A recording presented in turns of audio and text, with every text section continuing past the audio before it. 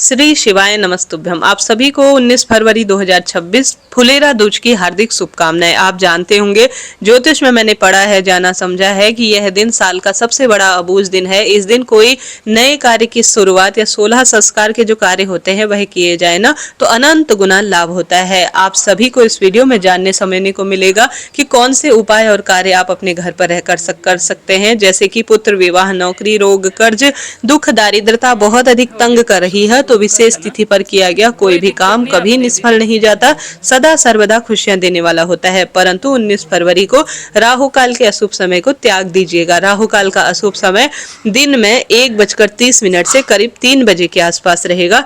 राहु काल का त्याग कर पूरा दिन और रात बहुत ही शुभ है, बहुत श्रेष्ठ है। पूर्वा भाद्रपद नक्षत्र इस दिन को बहुत खास बना रहा है। तो 19 फरवरी 2026 को बहुत श्रेष्ठ बनाने के लिए आपको इस तरह से कार्य करना है। गुरुवार का दिन है तो और अधिक यह शुभ हो गया है। एक पीले धागे का सर्वश्रेष्ठ उपाय जो आपको इस विशेष तिथि पर करना है, सुनिएगा और अंत तक बने रहिएगा। इस दिन की महत्वता बताते हुए गुरुजी कहते हैं, प्रदोष के दिन ही शिवलिंग पर जो धतूरा होता है ना, वह समर्पित किया गया था। इस कारण से यह दिन बहुत विशेष है। साथ ही शास्त्रों में कहा जाता है इस दिन प्रथम बार से ही बरसाना, मथुरा, वृंदावन में होली खेलना शुरू कर देते हैं। राधा कृष्णा भगवान की इस दिन विशेष पूजा की जाती है और शास्त्रों में ऐसा भी वर्णित है कि इस दिन भगवान श्री कृष्ण की पूजा राधा रानी के साथ करने से सौभाग्य बढ़ता है और दुख दारिद्रता का अंत हो जाता है। तो आपको इस दिन कैसे उपाय पूजा करनी है, कौन से कार्य करने हैं, बस इस वीडियो को सुन लेंगे तो आपको श्रेष्ठ उत्तम जानकारी प्राप्त हो जाएगी।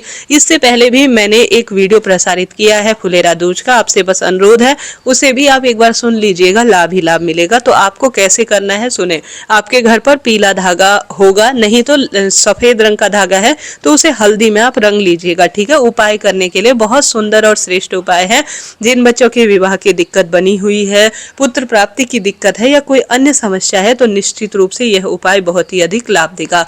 आप सभी को सबसे पहले जल्दी उठना है, स्नान के पानी में हल्दी डाल लीजिएगा, इससे शरीर के रोगों का नाश होता है। हल्दी में आयुर्वेदिक गुण है, आप जानते होंगे। उसके बाद आप सभी स्नान से निवृत्त होकर, गुरुवार का दिन है, एक चुटकी हल्दी डालकर घर के दरवाजे पर दीप दान जरूर करें। विशेष तिथि पर किया गया दीपदान कभी खाली नहीं जाता।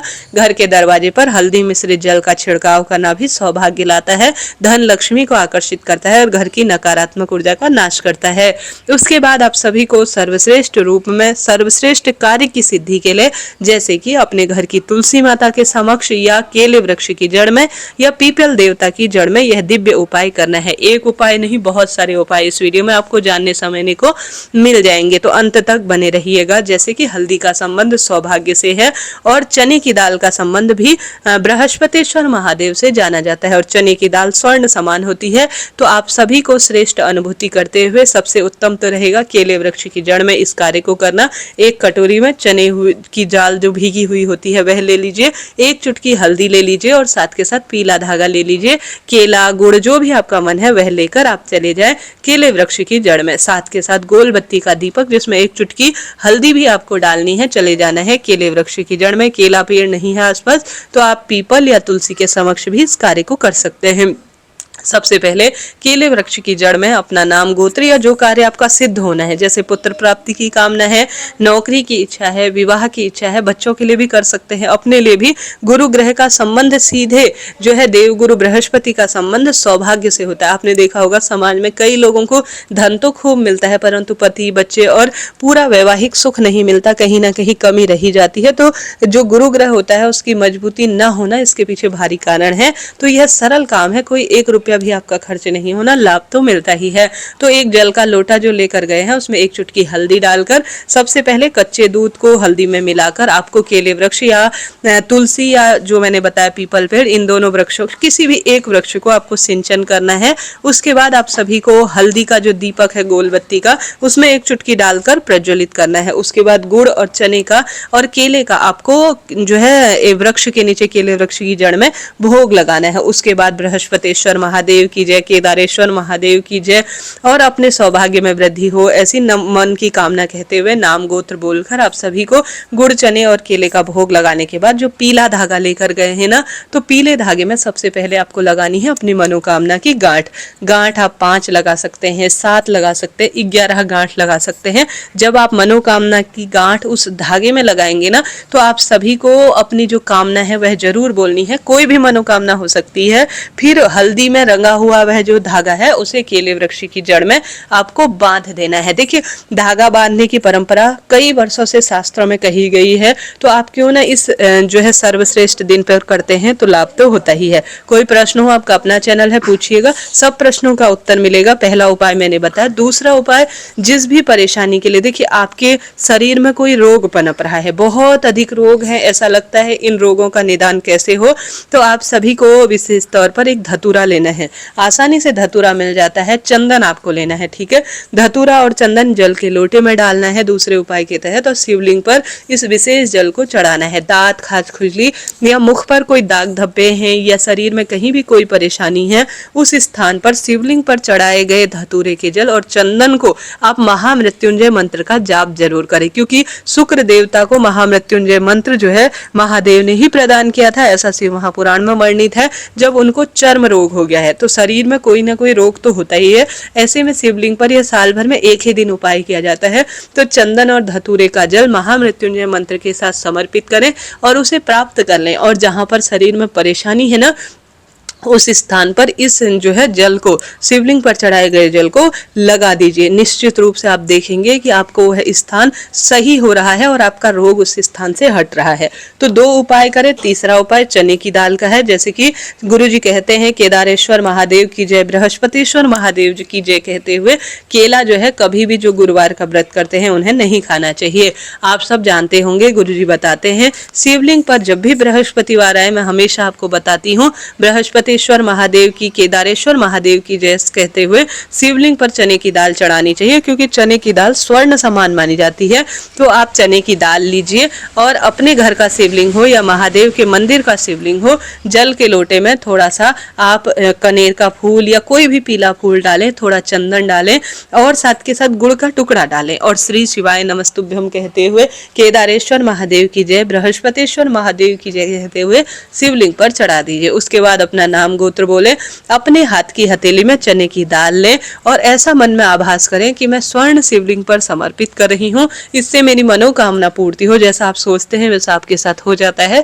धीरे धीरे चने की दाल शिवलिंग पर चढ़ा दीजिए और शिव मंदिर में दीपक लगाकर घर की तरफ आ जाइए। बहुत सरल उपाय है, घर पर भी कर सकते हैं, महादेव के मंदिर में भी किया जा सकता है। करके देखिएगा, लाभ तो होता ही है।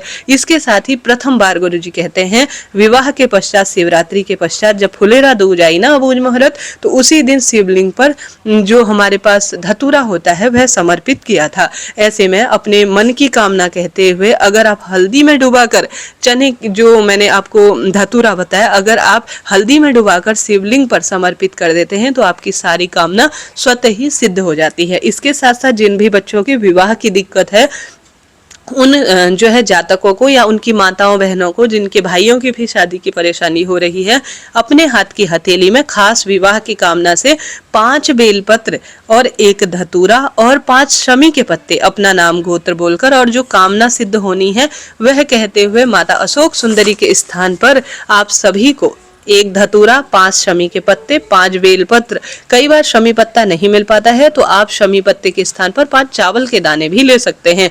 विवाह हो जाए ऐसी प्रार्थना करते हुए 5 बेलपत्र, 5 शमी के पत्ते और 1 धतूरा जो है माता अशोक सुंदरी के स्थान पर जिस कार्य की सिद्धि होनी है वह कहते हुए आप समर्पित इस जो है फुलेरा दूज के दिन एक बार प्रैक्टिकल करने में कोई दोष नहीं है। करके देखिएगा, लाभ तो होगा ही, विवाह की बाधा अड़चन सदा सर्वदा के लिए दूर होगी।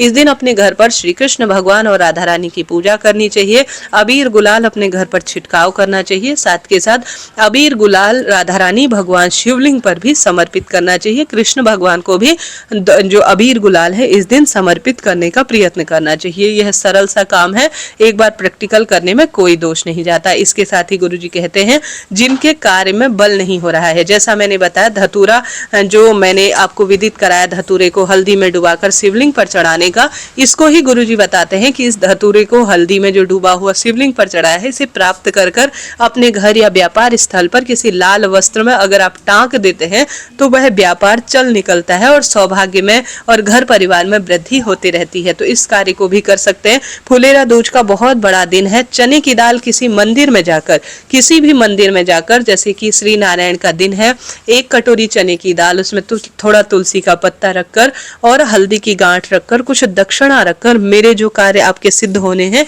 वह सिद्ध हो जाए, ऐसी प्रार्थना करते हुए आज के दिन दान कर कर आ जाते हैं ना, तो यह सौभाग्य का सबसे बड़ा विषय होता है। करके देखिएगा। इक्का दुक्का उपाय भी आप कर लेंगे ना तो लाभ तो होता ही है। गौ माता को गुड़, चना और खास तौर पर केला इत्यादि खिलाने का भी बहुत अधिक लाभ है इन श्रेष्ठ दिनों में। श्रेष्ठ कार्य करने से सौभाग्य तो बढ़ता ही है और सदा सर्वदा दुख दारिद्रता का भी अंत स्वतः ही हो जाता है। तो 1-2 प्रैक्टिकल करके तो देखिए, लाभ तो होगा ही। कोई प्रश्न हो तो आप वो भी पूछ सकते हैं, आपका अपना चैनल है। तो केले वृक्ष की पूजा, आप बृहस्पति देव महाराज का ध्यान करते हुए पीपल पूजा, घर के द्वार पर दीपक, घर के दरवाजे पर दीपक के साथ घर की रसोई में, महादेव के मंदिर और श्री नारायण के मंदिर में भी दीप दान करने का प्रयत्न करें। लाभ तो होगा ही। यह फुलेरा दूज आपके जीवन में खुशियों के भंडार लाए, यही मेरी प्रार्थना है। अभी के लिए इतना ही। श्री शिवाय नमस्तुभ्यम। हर हर महादेव।